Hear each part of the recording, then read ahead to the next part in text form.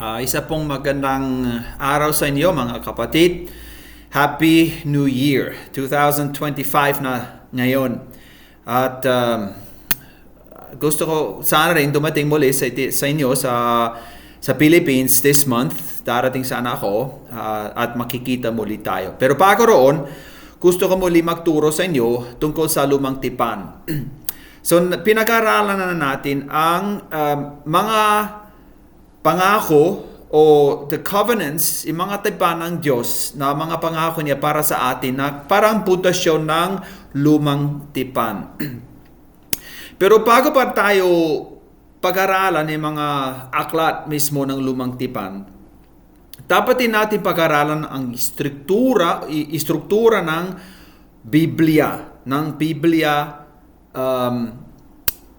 lalo na sa Lumang Tipan. Ang ating mga Biblia sa Old Testament may 4 na bahagi. Sa Tagalog, sa English, at sa maraming wika, ganito talagang istruktura ng ating mga Biblia kung saan may 4 na bahagi. Number 1, kautusan. Genesis hanggang Deuteronomy. Yan ang tinatawag na kautusan ni Moses. Pangalawa naman, ang kasaysayan, historical books. Mula Joshua hanggang kay Esther. Historical books na nagsasalay ng mga history ng bansang Israel. Pangatlong bahagi naman ay ang poetic books. Mula Job, Psalms, Kawikaan, sunod-sunod hanggang Song of Songs ni Solomon. Ika-4 na bahagi ang mga propeta. Mula kay Isaiah hanggang sa Malakay. Ngunit, hindi ho ito talaga ang istruktura ng Bibliang Hebrew na merong ni Jesus noong panahong na yon. Si Jesus merong Biblia na hinahawakan niya na hindi tulad nito, kundi ang istruktura nila ay iba. May 3 bahagi lamang. At ito tinutukoy ni Jesus sa Lucas chapter 24. Kinausap niya mga alagad at sabi niya, ito ang tinutukoy ko nang sabihin ko sa inyo nung kasama pa ninyo ako. Dapat matupad ang lahat ng nasusulat tungkol sa akin saan? Sa kautusan ni Moses. Number 2, sa aklat ng mga propeta. Number 3, at sa aklat ng mga awit. Ang iniisip ni Jesus dito ay ang struktura ng Hebrew Bible, kung saan may 3 bahagi. Ang kautusan na tinatawag nila Torah. Number 2, ang mga propeta, tinatawag nila ito Nebiim. Number 3, ang mga awit, tinatawag nila ito yung writings Ketubim. Kaya TNK, Torah at Nebiim at Ketubim, Tanakh. Minsan ang tawag nila doon Danak sa Lumang Tipan.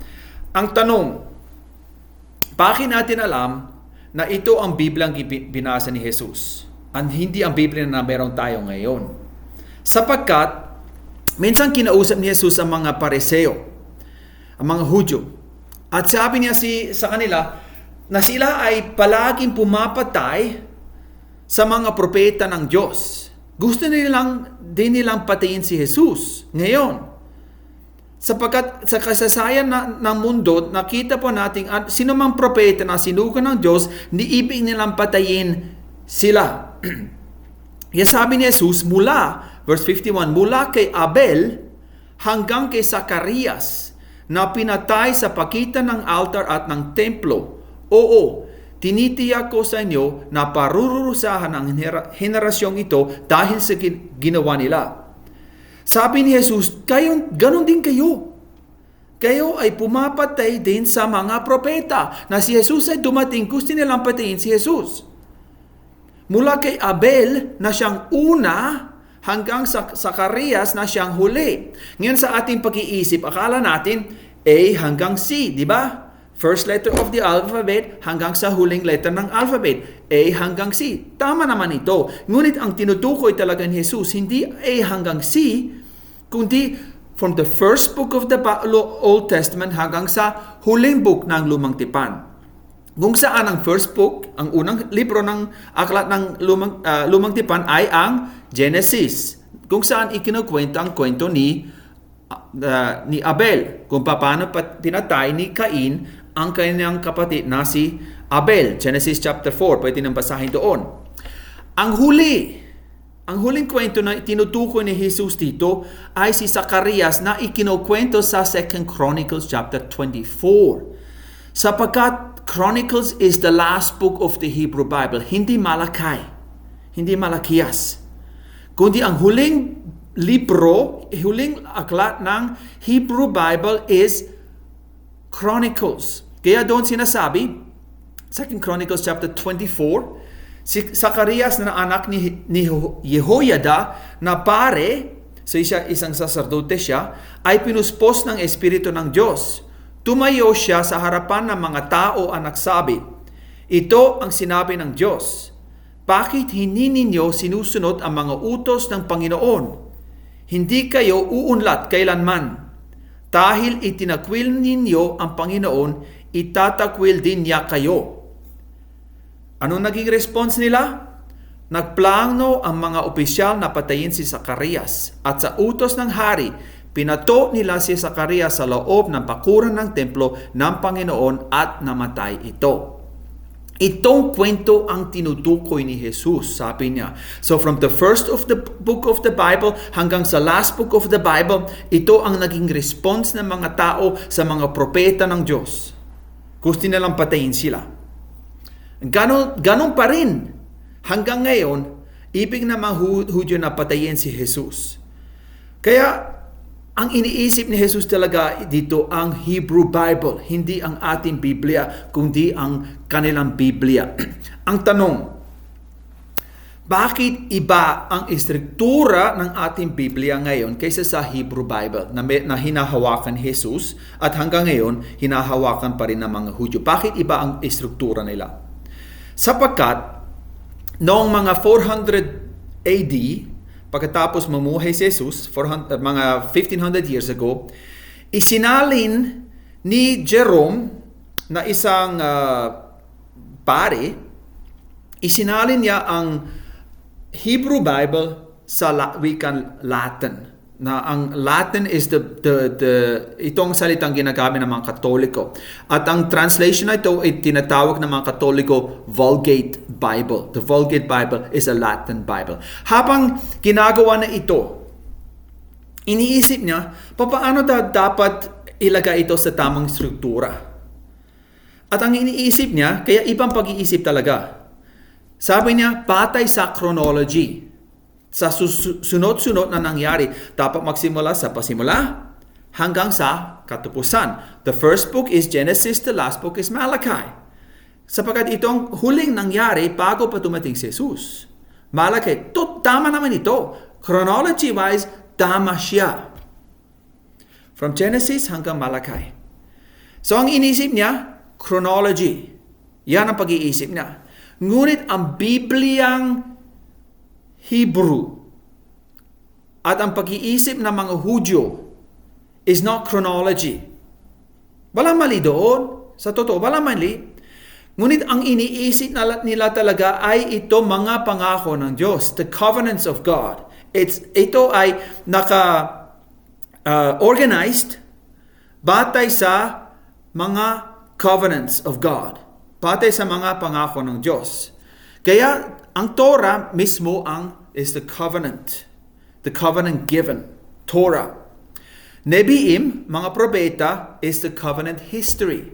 Ang kasaysayan ng Diyos sa mga Hudyo sa bansang Israel. Pangatlo, Ketubim, awit, is covenant life. Batay doon, paano ba dapat mamuhay ang isang tao kung alam niya naman ito mga pangako ng Diyos. Isa pang pwede nating tingnan dito. Ito po ang covenantal structure of the Christian Bible, of our Bible. So there's a covenant prologue here sa gitna. That's the Genesis. Genesis, bago ba ibinigay ang kautusan ni Moses? Meron ng kasaysayan ng Diyos. That's the book of Genesis. That's the foundational book of everything. It's the prologue, the beginning of, kaya ang tawag ng Genesis, aklat ng Genesis, the beginning of the story of God. Tapos merong covenant epilogue, kung saan ang book of Revelation. Paano ba ito magtatapos? Malalaman po natin ito sa pag-aaral ng aklat ng pahayag. In the middle are three parts: the law, the prophets, and the writings. The law is Exodus, Leviticus, Numbers, Deuteronomy. The prophets are, may dalawang bahagi, Joshua, Judges, Samuel, King. Kung nasa ating isip, kasaysayan ito, kundi sa kanila, propeta ito, na nakukwento ng kasaysayan ng Israel. Pero it's a prophetic voice. It's not just a story. Hindi lamang ito istorya, kundi ito talaga ay prophetic voice ng Panginoon. Ang next part naman ay ang mga propeta na nagsasabi tungkol sa darating, si Isaiah, Jeremiah, Ezekiel, the 12, the minor prophets. Tapos Ketubim, the writings. Mula sa awit hanggang sa Chronicles. Ganon din po sa bagong tipan. So may lumang tipan, may bagong tipan. May lumang pangako, may bagong pangako. Kung saan the covenant mismo, Matthew, Mark, Luke, and John. That's the new covenant. The covenant history, ikinukwento ito sa Book of Acts, aklat ng mga gawa. Tapos sa covenant life, nasusulat ito sa mga sulat ni Pablo, sa Hebrews, James, Peter, John, and Jude.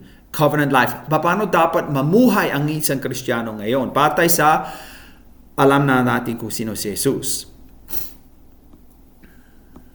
The writings, ay nakalagay ito sa dalawang bahagi din.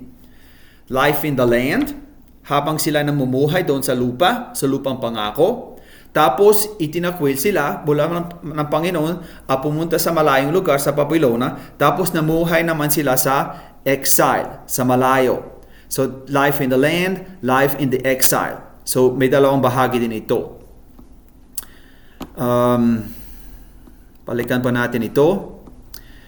Kaya life in the land. The first book is the book of Psalms. Na kung saan itinuturo kung paano dapat mamuhay isang tao. Halimbawa, Psalms chapter 1. Blessed is the man who does not walk in the counsel of the wicked, or stand in the way of sinners, or sit in the seed of mockers. But his delight is on the law of the Lord. He delights on the law of the Lord. Not so the wicked. So he compares the righteous man to the unrighteous man. And you see this throughout the book of Psalms. There's two ways you can follow God. Maging matuwid o maging hindi matuwid sa pagsunod sa Kanya. Ang aklat ni Job naman ay larawan ng isang tao na maging matapat kahit sa oras ng kahirapan. Miski naghihirap siya, matuwid pa rin siya sa kanyang paglilingkod sa Diyos. At kahit tayo, ngayon, sa panahon natin ngayon, pwede pa rin tayo maging matuwid sa ating pagsunod sa Kanya. Kawikaan naman ay nagbibigay sa atin ng karunungan. Ito'y nagtatapos sa Proverbs chapter 31 kung saan ikinukwento ang isang mabuting babae. Ano ba ang mabuting babae? Tapos, sunod ang aklat ni Ruth. Na si Ruth ay isang halimbawa ng isang mabuting babae na namumuhay na may karunungan. Awit ng mga awit naman, o ang awit ni Solomon ay halimbawa kung ano dapat hanapin sa isang lalaki. Kasi doon, may isang babae, may dalawang lalaki. Isa ay mabuting lalaki, isa naman hindi mabuting lalaki. Si Solomon ang hindi mabuting halimbawa doon. Pag-aralan pa natin ito sa darating na oras. Tapos mangangaral naman, halimbawa ng isang tao na hindi sumusunod sa karunungan ng Diyos. Kayo, tingnan ninyo ito sa anong sinasabi talaga sa mga aklat ng mangangaral. Napakawalang kabuluhan. napakawalang kabuluhan. Lahat ay walang kabuluhan, sabi ng mga ngaral. Ganito po ang buhay ng isang hindi Kristiyano. Ng isang tao na ayaw sumunod sa kautusan o sa Biblia. Walang kabuluhan. Sa wakas, ang buhay mo ay walang kabuluhan talaga. Kaya halimbawa ito, mga halimbawa ito kung paano dapat mamuhay na mabuti. Tapos, life in exile, sila ay tinala na doon sa malayong lugar sa Babylonia. Ang aklat ng panaghoy, pagluluksa dahil sa pagkawasak